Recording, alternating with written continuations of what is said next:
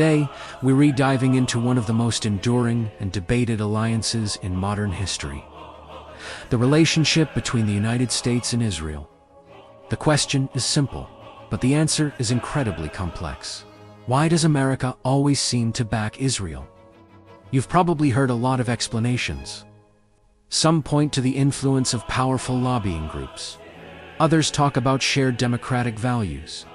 Then many cite religious or historical connections. While all these factors play a role, they don't paint the full picture. The real core of this alliance, the bedrock it's built on, is something far more strategic, and it's often overlooked in mainstream discussions. It's not just about politics or money. It's about geography and technology. Stick with me, because what we're about to unpack might just change how you see this entire issue. Let's start by rewinding the clock. The deep US-Israel strategic partnership didn't just appear out of nowhere in 1948. In fact, for the first couple of decades, the relationship was pretty lukewarm. The US even imposed an arms embargo on the region. The real turning point came during the Cold War. Think about the world back then. It was a global chessboard, with the US and the Soviet Union as the two superpowers, constantly vying for influence. The Middle East, with its vast oil reserves and strategic waterways, was a critical battleground.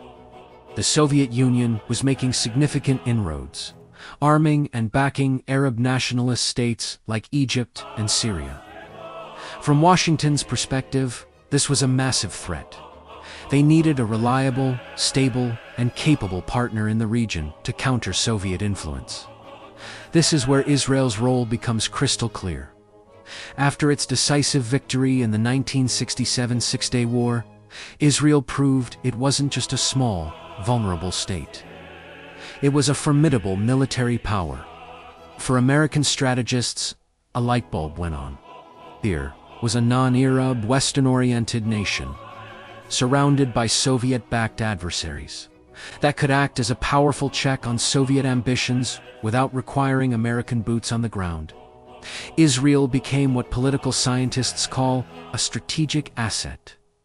It was like having a permanent, unsinkable aircraft carrier in the middle of one of the most volatile regions on Earth. It could gather intelligence, project power, and safeguard key US interests, all while being fiercely independent. This wasn't about sentiment. It was cold, hard, geopolitical calculation. Supporting Israel was seen as a cost-effective way to maintain American dominance in the Middle East during the Cold War now. You might be thinking, okay, that makes sense for the Cold War. But the Soviet Union collapsed over 30 years ago. Why is the alliance stronger than ever? And that's the million-dollar question. The answer is that the nature of the threat evolved, and so did Israel's role as a strategic asset.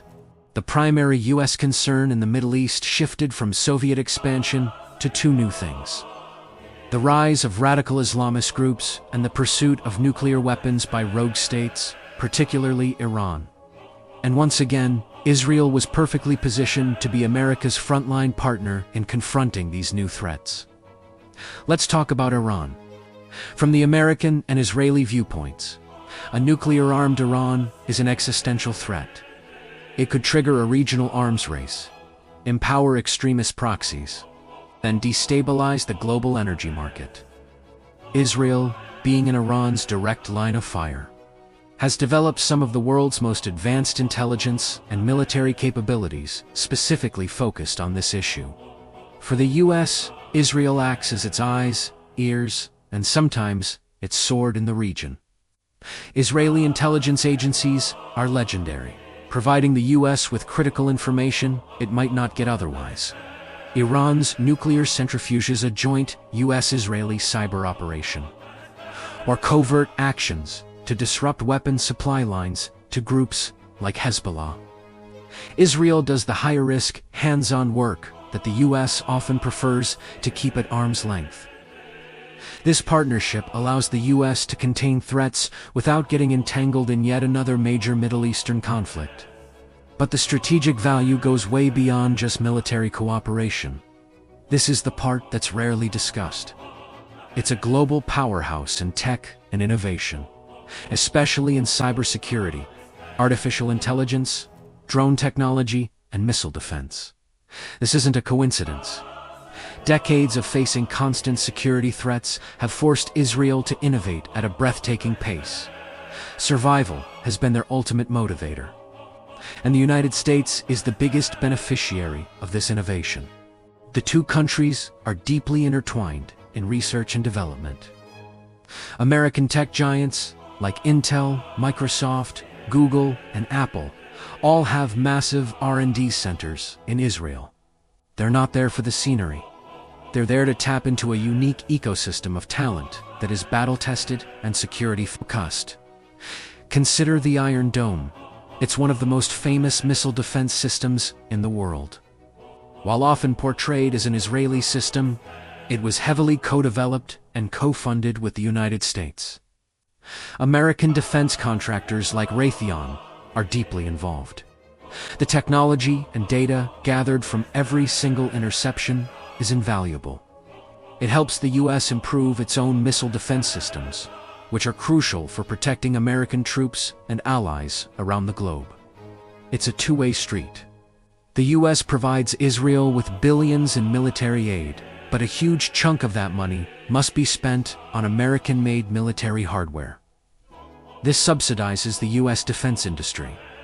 In return, the U.S. gets access to cutting-edge Israeli technology, real-world combat data, and system upgrades that it can then integrate into its own military. For the Pentagon, this is an incredible return on investment. Israel essentially functions as a real-world laboratory and testing ground for next-generation defense technology. So when we zoom out, the picture becomes much clearer.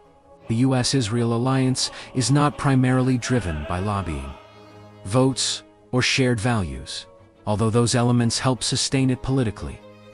At its core, it is a deeply pragmatic, strategic partnership that has evolved over time. During the Cold War, Israel was a bulwark against Soviet influence. Today, it's a critical partner in counterterrorism, a check against Iranian ambitions, and, most importantly, a technological and military innovation hub that gives the United States a significant edge on the global stage.